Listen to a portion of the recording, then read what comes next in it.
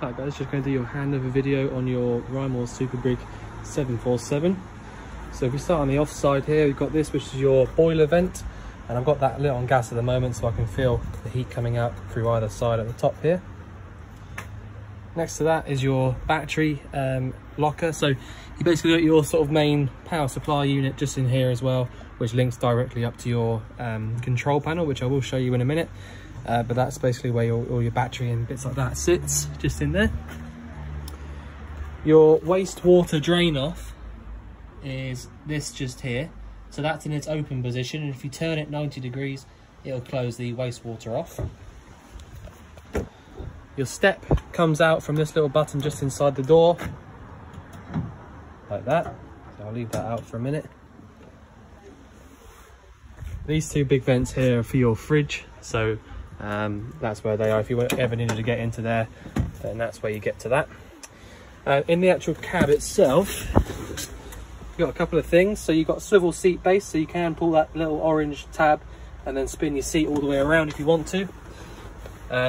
You've got a singled in head unit just there. You've got all the basic bits and pieces here. So you've got all of your fan control settings, so your heat, how powerful you want the fan to blow, and then obviously you've got your sort of different way you want the fan to actually blow the air to, etc. Your gearbox works really easily. If you want to put it in to drive, all you need to do is put your foot on the brake when you're actually running, and then pop it over to A. A obviously stands for automatic, and then once you're in A, you can literally just drive off like you would normally. You need to pop it over into N, just there, so top right hand side, to start the van up, because obviously it won't let you start it up unless you're over there, just so that you don't sort of stall it or anything like that. And then obviously just reverse it straight down for R. And all of this, when you're doing all of that, it will come up on the dash just here, telling you what sort of gear you're in. So it's really nice and easy. If you want to, you don't have to do this, but when you have it over in A, you can also downshift by pushing up, or shift up the gears by pulling down. So that's also an option if you want to do that. Your reversing camera works off this screen just here. And yeah, so handbrake's down here on the left hand side. Yeah, I think that's about all I can show you. Apart from this just here on the driver's door, you've got left and right, and that's your automatic adjusting or your electric adjusting mirrors. So if I wanted to adjust the left hand mirror, I'd push down on this little switch and then use this little joystick to actually move the mirror around. And if I want to do the right, obviously I push it all the way to the right. If you're not doing either, just leave it in the middle. It's basically a rocker switch that goes all the way left or all the way right. And then obviously you've got your electric windows as well. To switch your lights on, you've got this left hand stalk here, so that's side lights and then main beam. Indicators are also on the left hand side. Wipers and washers, so you push in on this bit to actually spray the fluid, and then you move this up and down to actually choose what you want the washers to do. Alright, so that's it for in the cab. Your bonnet release is just down there on the passenger side in the corner. Under the bonnet we've got the washer fluid just here on the left. Brake fluid here attached to the servo here at the back. Engine oil goes in through there with the dipstick with the red top. And your engine oil gets filled up through this cap at the top. Engine coolant goes in here. This is the expansion tank for the coolant. And your actual engine battery is this one just here. So you've got a whacking great big battery there, so you shouldn't need to replace that anytime soon. The diesel filling point is just in here, so you undo that. You don't need a key to get in there, but you do need to have the front door open to open that up, because if you see it, the door closes onto that. So you have to have the door open to open that up. It's just a way of making sure that no one can get in there without you wanting them to. Gas locker. So you've got space for a couple of big bottles in here, but this was the one that was in it, I believe. So we've left that in there. It's full, so you've got plenty of gas in there. Turning the bottle on is turning it round to the left anti-clockwise, and turning it off is round to the right clockwise. and make sure that you do turn that off before you start driving. So yeah, fresh water inlet is this one just here. So you push in and round to the left to get that to come out, then in and round to the right like that to close her up. A toilet cassette, you need to make sure that your flap inside the toilet is closed in order to actually get this out. But basically lift up on this little yellow tab at the bottom, and then you can pull that all the way out. And the only thing to remember really is that the blue fluid goes into the actual cassette here once you've emptied it, and that you hold the yellow button down at the back when you're actually emptying the toilet out. So that's just something to point out. Great big garage at the back of the van. Hasn't got a whole lot to show you in, I don't think, but it's just a huge amount of storage. You have got a little light in here as well, but yeah, things like your awning winder are just there, a roll away for your wastewater or whatever you want to use it for, etc. It's all in there. And then you've also got your freshwater drain off. Is this one just here. So we'll go inside the van now. So pull the fly screen out of the way. Right, so first things first, we'll just do it in order. We've got your fridge just here. So I've got the fridge lit on gas at the moment, and I can tell that because this little green light is on constantly. And if I press it once, it comes up there. See the little gas flame symbol lights up. All right, so that's how I can see what it's actually using. Also, if I click here on this one, it'll come up for a bit longer and show you. So if you want to change how the fridge is cooling, you basically click that button and then just scroll through, or push and hold it, sorry. And then just scroll through. So that's one to the left, that's the battery, so that's when you're on 12 volts, so that's when your engine's running. One more to the left, that's when your hookup's plugged in. So if you're on a campsite or at home, that's where you actually cool the fridge down via the hookup. But if not, you'd leave it there on the gas symbol and then push the button again, and then once more. And basically that lights straight up, and then after about a few hours or so, the fridge will be nice and cold. And so the way to actually use the fridge really is that you would get the fridge cold first, either via the gas or the mains electric for a couple of hours, or maybe the night before you go away, and then just switch it over to the 12 volt when you're already cold. And like I said, that'll only work when your engine's running.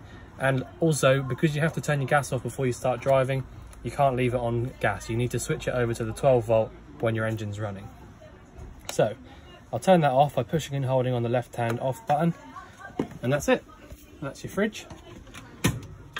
In your oven slash grill, you do need a lighter, or a long reach lighter or something to light these up.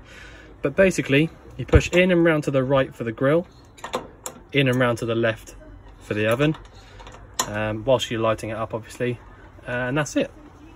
So nice and easy on that one.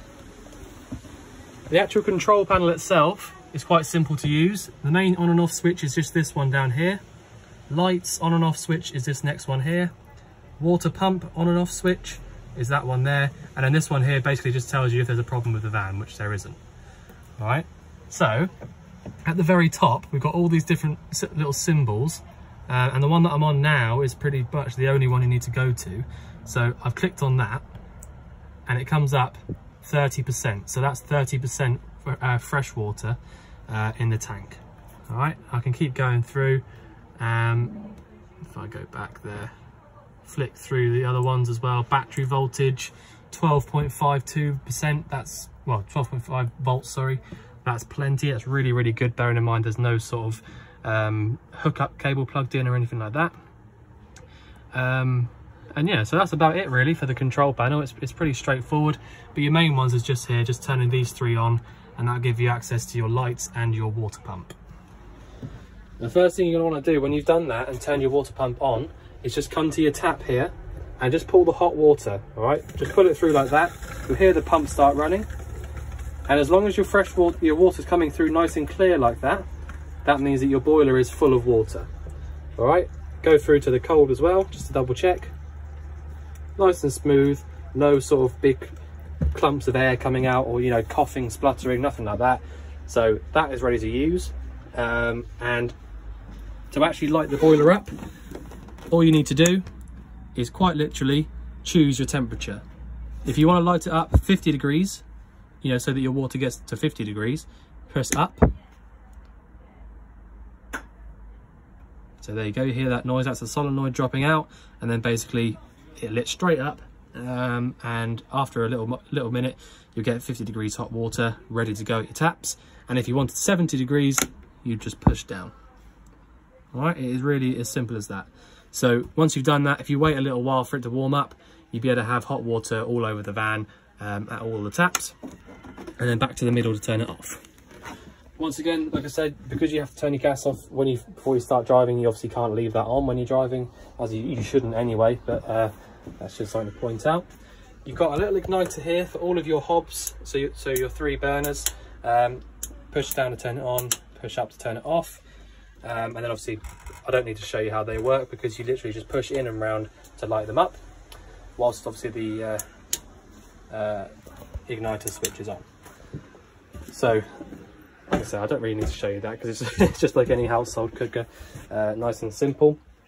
And in this big sort of cupboard here, you've got your secondary auxiliary battery, so basically that's been plumbed in line, so you get sort of double the power if you like.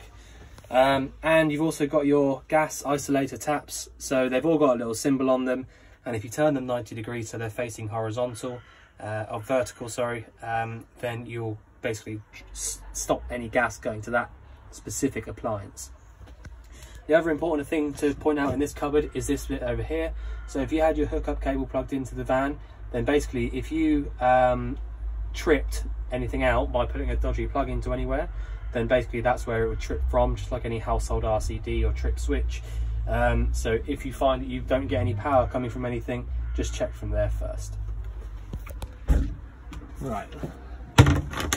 So I've shown you the fridge, oven, cooker, sink, boiler. So if I show you now the heating, so nice and simple. All you need to do to light this up, you've got a little peephole down here. So basically the idea is turn this round to sort of 1 or 2 or 3. You hear the igniter clicking, I can hear it at the moment, and you can see it on the video actually.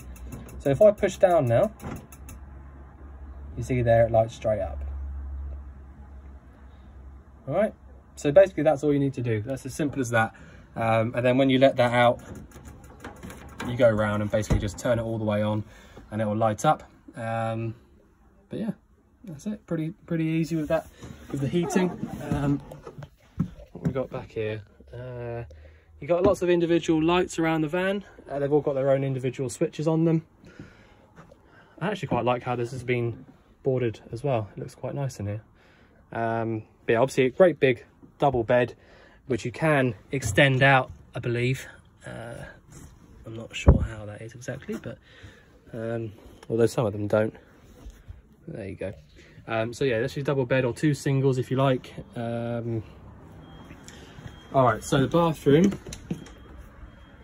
nice and easy, really quite simple. You've got all of the taps around the van are exactly the same as one another. So you essentially just pull up and turn to the left for the hot, or pull up and turn to the right for the cold. I won't show you the shower working because I'll get soaking wet. But essentially you've just got the exact same style all the way around. So just pull it out and you'll get the same sort of water going through either way. And I have had the boiler on for a little bit and I can feel already that it's quite warm coming through. So after about half an hour or so, you know, if you leave the boiler on for half an hour, you'll start to get hot water coming through. And the last thing really is that your toilet is just here, and to flush it you push this button here to get your flush fluid. Now your water pump does need to be on to use that because it runs off the same system, and then emptying it out, pull the lever to the right and then close the flap back over. Now that's the flap I was talking about, so if you have that open you won't be able to take the toilet cassette out from outside. So I think that's just about all I can show you. If there's anything you think I've missed out, then obviously let us know. But otherwise, we look forward to seeing you soon to collect your van. Thanks very much.